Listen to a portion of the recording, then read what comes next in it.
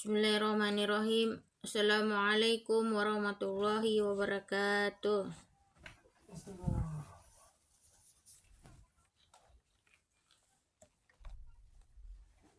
Kitab Fadilah Al-Quran, 40 hadis mengenai keutamaan Al-Quran.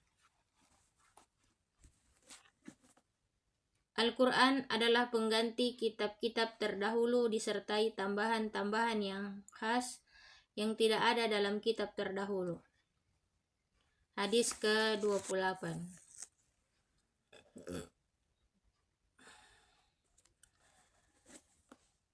Dari Sayyidina Wasilah radhiyallahu anhu, baginda Rasulullah sallallahu alaihi wasallam bersabda, "Aku diberi surat-surat Sab'ut Huwal sebagai ganti kitab Taurat, surat-surat Mi'in sebagai ganti kitab Zabur, surat-surat Matsani sebagai ganti kitab Injil, dan surat-surat Mufassal sebagai anugerah istimewa bagiku."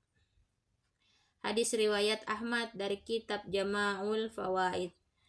Faidah: 7 surat pertama dalam Al-Quran disebut sebagai Sab'ut Tuwal atau 7 surat yang panjang. 11 surat disebut sebagai Mi'in atau surat-surat yang mengandung sekitar 100 ayat. 20 surat disebut sebagai Matsani atau surat yang diulang-ulang dalam pembacaannya. Setelah itu sampai khatam Al-Quran disebut sebagai Mufassal atau surat-surat yang pendek. Inilah pendapat yang termasyhur. Ada beberapa surat yang menjadi perselisihan apakah ia termasuk dalam golongan Tuwal atau Mi'in, termasuk dalam golongan Matsani atau Mufassal. Namun perselisihan itu tidak berpengaruh sedikit pun terhadap maksud dan tujuan hadis di atas. Maksud hadis di atas adalah Al-Quran yang mengandung kitab-kitab samawi yang masyhur yang diturunkan sebelumnya dan mengandung tambahan mufassal, yaitu surah istimewa yang tidak ada dalam kitab-kitab sebelumnya. Hadis ke-29.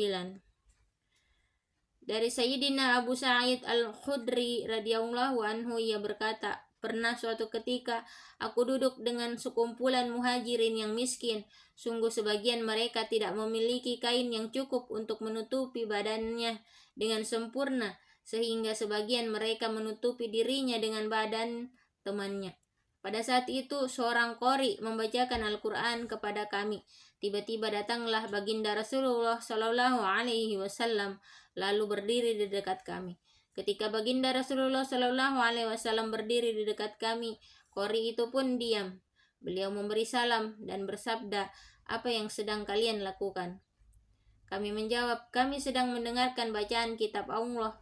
Beliau bersabda, 'Segala puji bagi Allah yang telah menjadikan sebagian dari umatku orang-orang yang aku diperintahkan agar bersabar bersama mereka.' Sayyidina Abu Sa'id radhiyallahu anhu berkata, kemudian beliau duduk di tengah-tengah kami sehingga jarak masing-masing kami dengan beliau kurang lebih sama. Beliau mengisyaratkan dengan tangannya agar kami duduk melingkar sehingga wajah-wajah kami terlihat oleh beliau. Beliau bersabda, 'Bergembiralah wahai muhajirin yang miskin, kalian akan mendapatkan cahaya yang sempurna pada hari kiamat. Kalian akan masuk surga setengah hari lebih dulu daripada orang-orang kaya, sedang setengah hari akhirat sama dengan 500 tahun. Hadis riwayat Abu Daud. Faidah: maksud tidak mempunyai kain yang cukup untuk menutupi badan. Yang ada dalam hadis di atas adalah terlihat sebagai sebagian tubuh selain aurat. Sebab meskipun bukan aurat, jika di depan umum semestinya ditutupi juga. Sehingga di majelis tersebut mereka saling menutupi diri dengan badan saudaranya agar tidak terlihat oleh orang lain. Ketika baginda Rasulullah sallallahu alaihi wasallam datang, mereka tidak segera menyadarinya karena ketawajuhan mereka. Mereka baru menyadarinya ketika beliau telah berada di depan mereka. Sebagai adab, orang yang membaca pun diam. Meskipun baginda Nabi sallallahu alaihi wasallam melihat langsung mereka sedang membaca Al-Quran, beliau tetap bertanya apa yang sedang mereka lakukan. Hal ini menunjukkan kegembiraan beliau terhadap amalan mereka. Satu hari di akhirat sebanding dengan 1000 tahun di dunia, seperti yang difirmankan oleh Allah Subhanahu wa Ta'ala dalam Quran Surat Al-Hajj, yang artinya, sesungguhnya sehari di sisi Tuhanmu adalah seperti 1000 tahun dari tahun-tahun yang kamu hitung. Inilah sebabnya mengapa hari kiamat yang begitu panjang itu disebut Gadan atau hari esok, karena mengikuti perhitungan hari di akhirat. Namun hitungan ini hanya untuk orang-orang beriman secara umum, sedangkan untuk orang-orang kafir dijelaskan dalam Al-Quran. Dalam Quran surat Al-Ma'arij ayat 4, yang artinya satu hari hitungannya sama dengan 50.000 tahun. Bagi kaum mukminin yang khusus, waktu tersebut akan lebih singkat sesuai dengan derajatnya masing-masing. Bagi sebagian mukmin ada yang lamanya hanya sebagai 2 rakaat sholat qabliyah subuh. Banyak sekali riwayat yang menjelaskan keutamaan membaca Al-Quran. Demikian juga banyak hadis yang menjelaskan tentang keutamaan menyimak bacaan Al-Quran. Baginda Nabi Shallallahu Alaihi Wasallam sendiri diperintahkan untuk turut serta duduk bersama mereka. Sebagaimana dijelaskan dalam hadis di atas, ada keutamaan yang dapat melebihinya sehingga sebagian ulama berfatwa bahwa mendengarkan tilawat Al-Quran lebih baik daripada membacanya. Karena membaca Al-Quran itu sunnah dan mendengarkannya wajib. Yang wajib itu lebih tinggi derajatnya daripada yang sunnah. Berdasarkan hadis di atas, dapat diambil kesimpulan dari masalah yang diperselisihkan oleh para ulama, yaitu manakah yang lebih utama, orang fakir yang bersabar dengan kemiskinannya atau tidak menampakkan kemiskinannya kepada siapapun. Orang kaya yang bersyukur kepada Allah Subhanahu wa Ta'ala atau menunaikan kewajibannya. Hadis di atas mendukung pendapat bahwa orang fakir yang bersabar dengan kemiskinannya adalah lebih utama.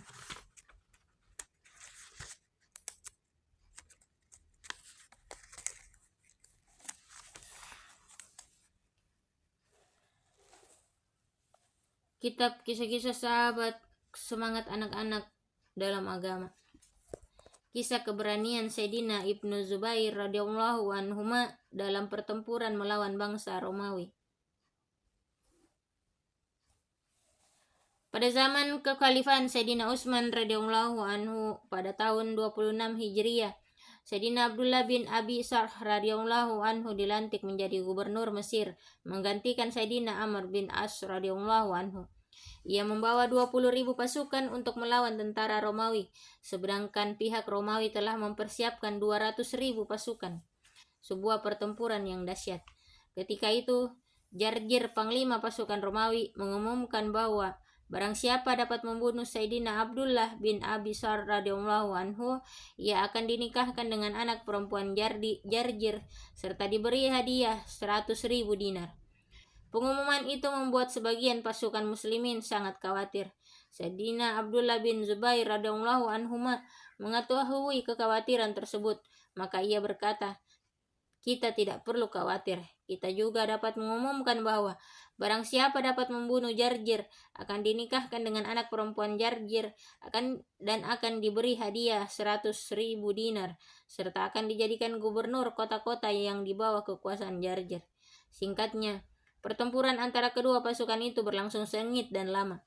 Suatu ketika, Sayyidina Abdullah bin Zubair radhiyallahu anhuma melihat Jarjir sedang duduk jauh di belakang pasukannya. Di sisinya ada 2 hamba wanita yang memayunginya dengan bulu-bulu merak. Ketika Jarjir lalai, Sayyidina Abdullah bin Zubair radhiyallahu anhuma segera mendekatinya.